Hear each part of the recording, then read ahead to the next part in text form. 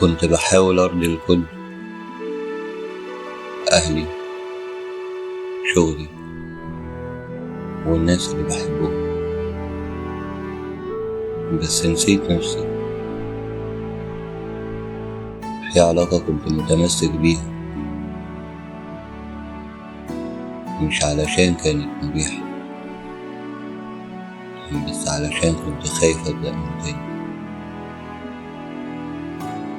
كنت كل يوم بقول يمكن يتغير،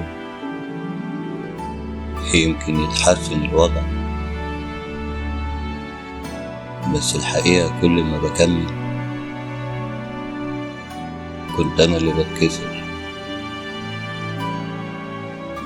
وفي لحظة سألت نفسي، هفضل أعيش نص حياة ولا أختار نفسي؟ حتى لو فضلت لوحدي شوية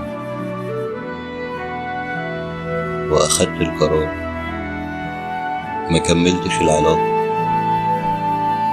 وجعني، بس ارتحت. أيوة ارتحت، واكتشفت إن اللي بيحبك بجد مش بيأذيك، هو إنك لما تختار نفسك الحياة فعلا بتبدأ من أول وجديد.